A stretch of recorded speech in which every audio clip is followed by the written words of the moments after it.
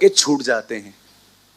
उन्हें लगता है कि हम जो चाहें करें, हमने दुआ तो कर ली ना। जरा सोचिए, आप प्रार्थना करते हैं, प्रभु मैं बीमार हूं और आप मुझे चंगाई दीजिए, और उसके बाद कोई भी आपसे पूछता है आप कैसे हैं, और आप कह रहे हैं मेरे मरने के दिन आ गए। मैं आपसे ये पूछना चाह रहा हूं, आप प्रार्थना में क्यों अपना समय बर्बाद कर रहे हैं?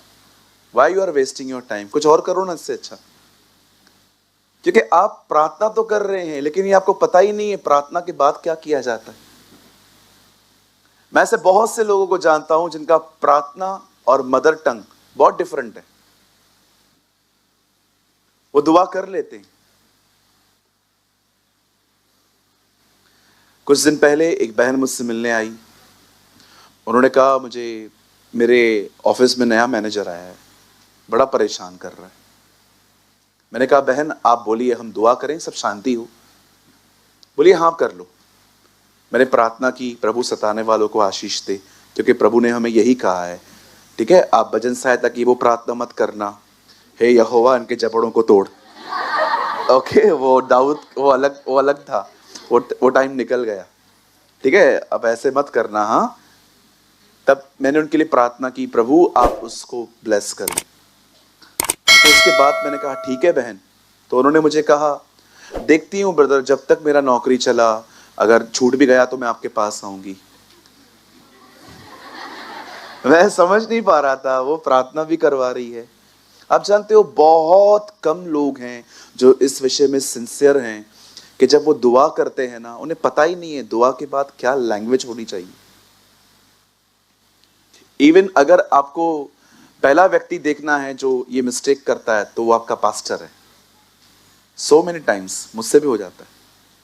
मैं जानबूझ के नहीं करता हूं, पर मैं कभी कभी उस कॉन्शियस से बाहर आ जाता हूं और मैं मनुष्य की रीति पे बात करता हूं। पॉल कहता है ना, जबकि हम मनुष्य नहीं है। बाइबल बताती है यू आर द स्पिरिट, आप एक आत्मा है। आप इस बॉक्स के अंदर रहते हैं। जिस दिन आप मरेंगे, आप नहीं मरेंगे, आपका बॉडी सोएगा, आप अंदर से निकल के खुदा के पास जाओगे। और जानते हो रैप्चर भी यही है, वो आप में से आपको निकाल के ले जाएगा। That is a rapture. आज मैं आपसे एक बात पूछना चाहता हूं, क्या आपका प्रेयर और आपका नॉर्मल टॉक सेम है? मैं आपको सच कहता हूं, आप में से बहुत सारे लोग हैं, बाद में आप अपना ही हथियार बन जाते हैं खुद को नाश करने के लिए। कभी कभी शैतान है ना, लोगों को पता है क्या करता है, वो कहता है इनको नाश करने की जरूरत ही नहीं है, ये खुद अपना नाश करेंगे, ये खुद अपने लिए खुद अपना हथियार बनेंगे। सच्ची, मैं मजाक नहीं कर रहा हूं। ये चीजें बहुत बड़ी बड़ी काम की हैं। एक दिन खुदा ने मुझे कहा था, सूरज प्रेमानी, प्रार्थना करना बहुत इंपॉर्टेंट है, प्रार्थना के बाद तू क्या कहेगा वो उससे भी ज्यादा इंपॉर्टेंट है। Wow lord, thank you. जकरिया को देखा आपने, पूरी जिंदगी दुआ करता रहा, खुदा बच्चा दे बच्चा दे बच्चा दे बच्चा दे बच्चा दे। स्वर्गदूत आया, कहता है तुझे बच्चा होगा। कैसे? ये क्या है? आप पूरी जिंदगी दुआ करते रहे और जब वो टाइम आया तो आप बिलीव नहीं कर रहे हो। कैसे? मैं तो बूढ़ा हूं। क्यों भाई साहब, अब्राहम भी तो बूढ़े थे, खुदा ने उनको नहीं दिया, वो आपको भी दे सकता है। कुछ समझ पा रहे हैं आप लोग? होल लाइफ ही प्रे, पूरा जीवन उसने प्रार्थना की एक बेबी के लिए। और जब वो टाइम आया और एंजल आके कहता है कि आपको बच्चा होने वाला है, वो कहता है ये कैसे हो सकता है, मैं तो बूढ़ा हूं। दैट इज अ रीजन उसको पनिशमेंट मिली, गूंगा हो गया वो। मैं आपको सच कहता हूं ब्रदर, अपना हथियार मत बनो। आप प्रेयर करते हैं, बहुत खूबसूरत बात है, प्रार्थना के बाद क्या करते हैं? एक अंकल मिले मुझे, अंकल भी नहीं बोल सकता हूं, भाई मिले मुझे। उनकी जॉब चली गई थी। मैंने पूरी मीटिंग 1.5 घंटा फेथ के ऊपर प्रीच किया था। और जब वो बाद में मुझे मिले, उन्होंने कहा ब्रदर मेरे लिए प्रे करोगे? मैंने कहा यस ब्रदर, इसी के लिए तो खड़े हैं हम। क्या प्रे करनी है? बता, मेरे लिए प्रेयर करो, मुझे अच्छी जॉब मिले। और मैंने बहुत छोटी प्रार्थना की, स्वर्गीय पिता, तेरा कलाम कहता है तू हमारी चिंता करता है, मैं दुआ करता हूं इसे नौकरी दे, यीशु के नाम में, आमीन।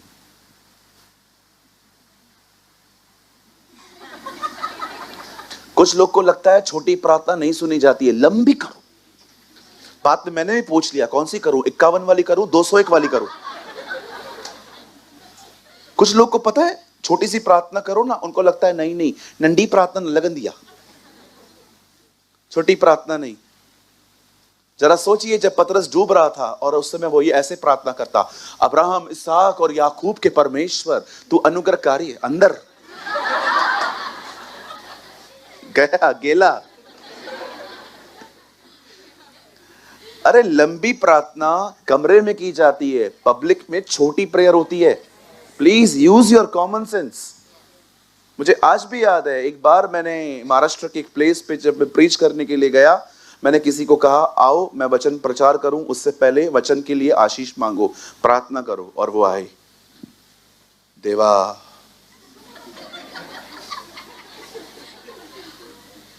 एक्चुअली मराठी प्रेयर थी। और आपको पता है जब लैंग्वेज समझ में नहीं आती है तो हम जल्दी करते हैं कि जल्दी पूरा हो। अगर लैंग्वेज समझ में आती है तो मजा आता है सुनने में, बस समझ में ही नहीं आ रही है मला मला मतलब होता क्या है। उन दिनों में बिल्कुल समझ में एकदम इल्लत हमें, कुछ नहीं आता था मराठी। अभी थोड़ा बहुत आना स्टार्ट हो गया है। तुम लोग भी संभल के बात किया करो, थोड़ी बहुत मुझे समझ में आ जाती है अभी। वो दुआ करने लग गया, ओ खुदा, ओ देवा। 5 मिनट प्रार्थना की उसने, 5 मिनट के बाद 10 मिनट छोटी सी प्रार्थना करनी थी। प्रभु जी, मेरा भाई आ रहा है, उसके ऊपर अपना मस्सा बेचना, अपने वचन को ब्लेस करना, लोग आशीषित हो। वो दुआ करते जा रहा है, करते जा रहा है, मैं उधर ही खड़ा हूं, बंद ही नहीं कर रहा है। 15 मिनट, 17 मिनट। जिस पास्टर ने मीटिंग ऑर्गेनाइज किया था, मैं उसको देख रहा था। वो मैंने 3 बार बीच में कहा आमीन आमीन, वो बंद ही नहीं कर रहा है। तब बाद में मुझे इस भाई का प्रॉब्लम समझ में आया, इसको प्रचार करने का मौका नहीं मिलता, ये दुआ में ही प्रचार करता है।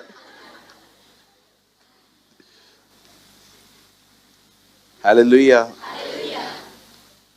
प्रार्थना तो हम सब करते हैं, कोई नहीं है यहां पर जो दुआ ना करे।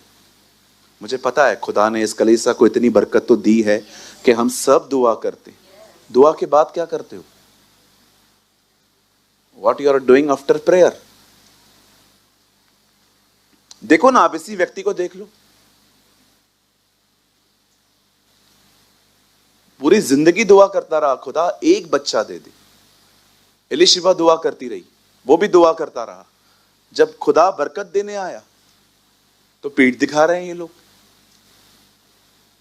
आप जानते हो, कभी कभी आप ऐसी दुआएं करते हो कि खुदा अगर उसी दिन सुन लेना, you are not prepare. Believe मी।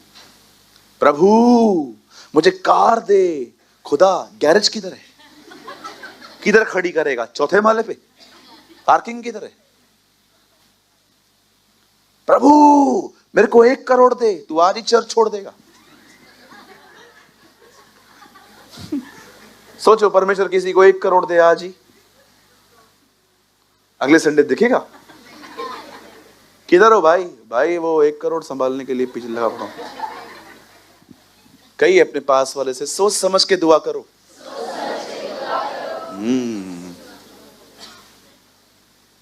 और परमेश्वर भी बड़ा महान है, वो आपको धीरे धीरे देता है, स्लोली स्लोली देता है, ताकि ये भागे नहीं।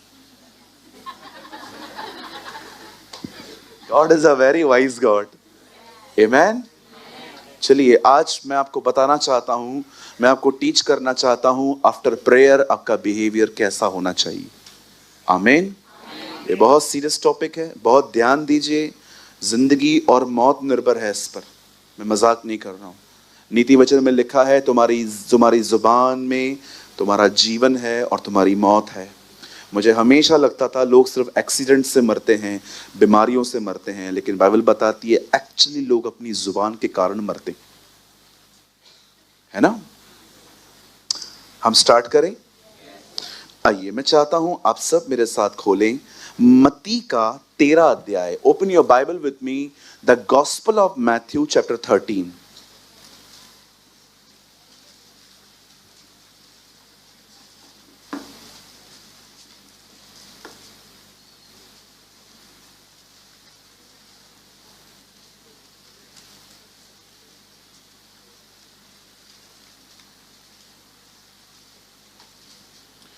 आज थोड़े ज्यादा स्क्रिप्चर्स पढ़ने पड़ेंगे इन चीजों को समझने के लिए। ब्रदर 13 का 53 से लगाइए। अच्छा सुने, जिनके पास बाइबल है आप खोलें, जिनके पास नहीं है यहां देख सकते हैं। ओके, एक मिनट।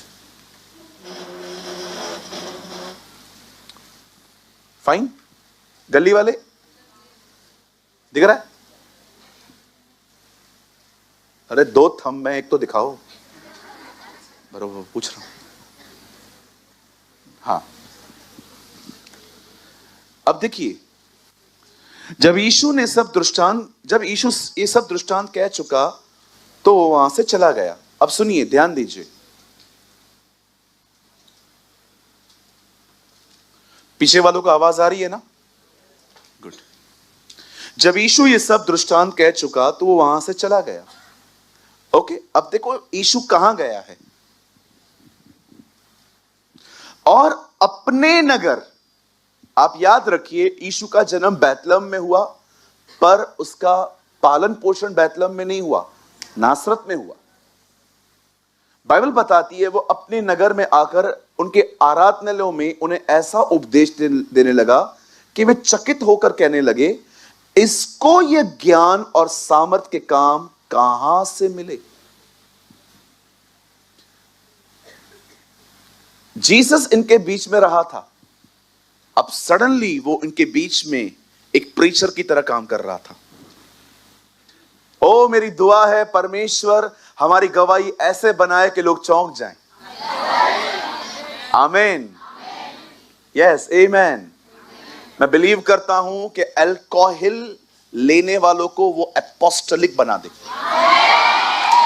आमीन, God be the glory. Yes, परमेश्वर कर सकता है। आप याद रखना, आप खुदा से कहो, खुदा मुझे दे, मैं तुझे महिमा दूंगा, वो देगा।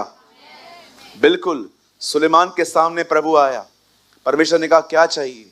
बोलता है मुझे एक अच्छा विवेक, अच्छी बुद्धि दे, ताकि ये लोग जो तेरे हैं मैं उनका न्याय और उनको शिक्षा दे पाऊं।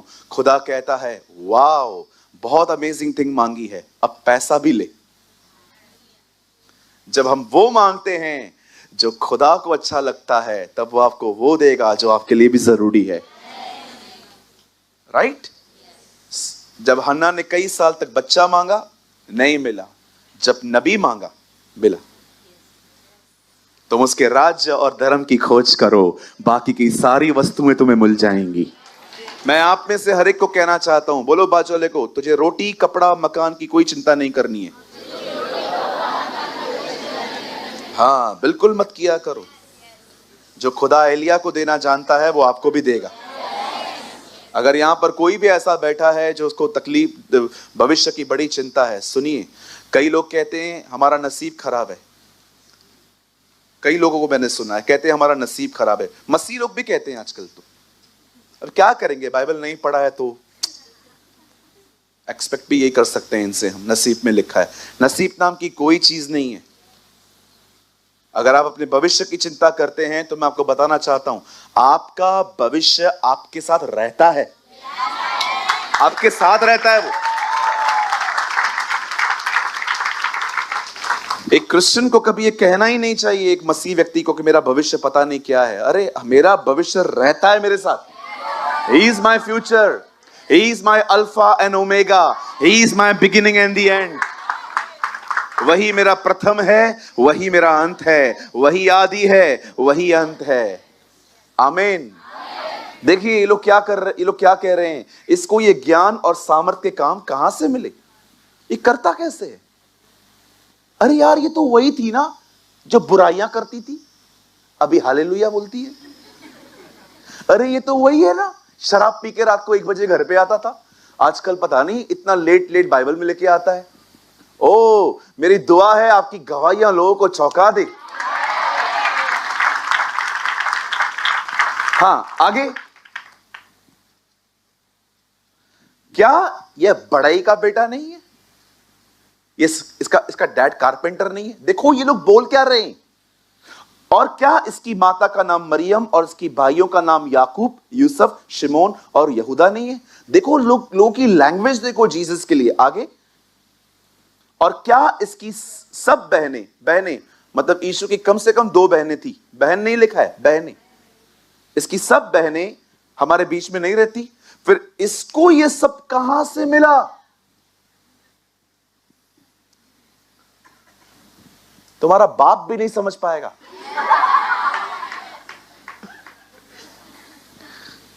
यस, बिल्कुल। बाइबल कहती है वो ऐसे ऐसे काम करता है जो गिने नहीं जा सकते। बिल्कुल। आगे। अब देखना क्या लिखा है यहां।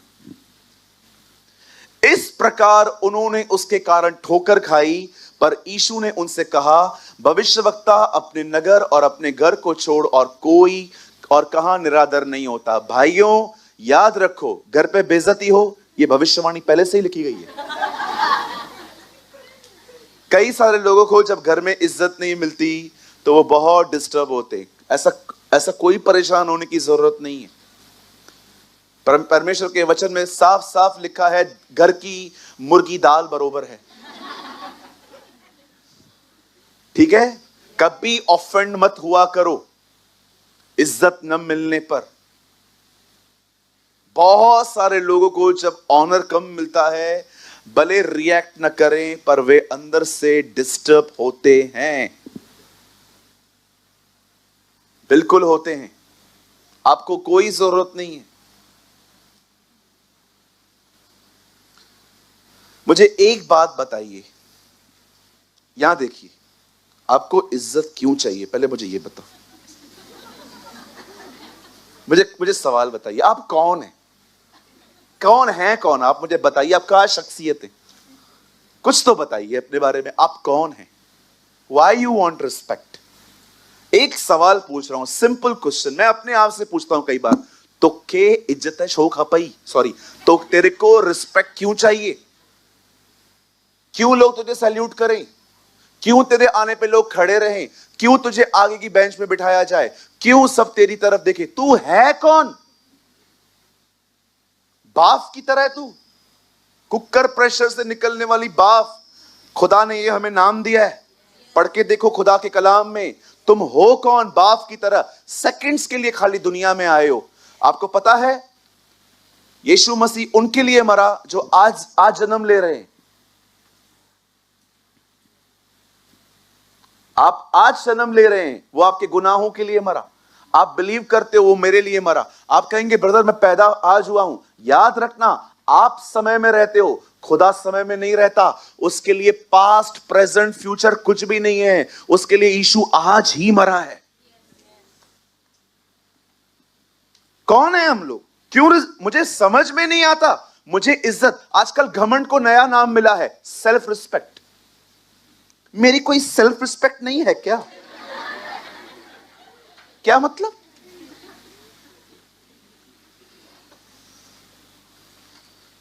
काहे की सेल्फ रिस्पेक्ट? मैं आपसे एक सवाल पूछना चाहता हूं, जिन लोगों को इज्जत नहीं मिलती और आप ऑफेंड होते हो, मैं एक सिंपल आपसे पूछना चाहता हूं, हु आर यू? आप कौन हैं जो आपको इज्जत चाहिए? इस दुनिया में इज्जत मिलना कोई बुरी बात नहीं है, पर इस दुनिया में इज्जत की भूख रखना बड़ा प्रॉब्लम है। If somebody respect you, take it, but don't desire. ये ऐसा जहर शैतान ने लोगों के अंदर डाल के रखा है जो लोगों को खोखला करता जा रहा है। मुझे कोई भी कहता है ना पास्टर जी, मैं उसको ये नहीं कहता हूं मुझे पास्टर मत कहो। कोई मुझे कहता है ब्रदर जी, मैं उनको बोलता हूं ओके थैंक यू। कोई मुझे फ्लावर देके जाता है, कोई मुझे चॉकलेट देके जाता है, मेरे पास डायरियां हैं बहुत सारी जिनमें मैं, उनको पता है ब्रदर बहुत लिखते हैं, कोई मुझे डायरी देता है, मैं ले लेता हूं, लेकिन मैं वेट नहीं करता हूं कि आप मुझे कुछ देंगे। मुझे जो कुछ मिलता है, विश्वास कीजिए, मुझे कोई 5 रुपए का चॉकलेट देता है ना, मैं वो भी बैग में रख देता हूं, मुझे कोई डायरी देता है वो भी बैग में रख देता हूं। मैं किसी के भी छोटे से गिफ्ट का निरादर नहीं करता, मेरा खुदा जानता है। लेकिन विश्वास कीजिए, जब मैं यहां पर खड़ा रहता हूं ना, तो मैं गिफ्ट्स पाने के लिए नहीं खड़ा रहता हूं, मैं आपसे मिलने के लिए खड़ा रहता हूं कि आप आएंगे, हम लोग मिलेंगे, क्योंकि हम एक परिवार हैं। पहले तो मैं रुकता भी नहीं था, मैं बहुत थक जाता था, मैं चला जाता था। अब मैं रुकता भी हूं, मुझे लगता है बहुत दूर दूर से लोग आते हैं, उम्मीद से आते हैं कि पास्टर से 2 मिनट मिलना है, मैं यहां पर खड़ा रहता हूं। मैं फिर से कहता हूं ब्रदर जी, ओ मेरी प्यारी बहन, मैं फिर से कहता हूं, आदर मिलना बहुत अच्छी बात है, आदर की भूख न रखें। इस दुनिया में अगर कोई कुछ है तो वो सिर्फ जीसस है और कोई नहीं है। यू नो आपको किस चीज से डिस्टर्ब होना चाहिए? When your life not honouring him. जब आपकी जिंदगी उसका आदर न करे ना, it will really disturbs you. ये आपको डिस्टर्ब करना चाहिए। Why you want respect? चलो मैं आप सबसे पूछता हूं, क्यों चाहिए इज्जत? क्या किया है आपने सताने के सिवा? बुधाओ मके उच्चारण का सिवाय कहो शातव, मुझे बताइए क्यों इज्जत चाहिए? उसने क्या किया है पता है आपको?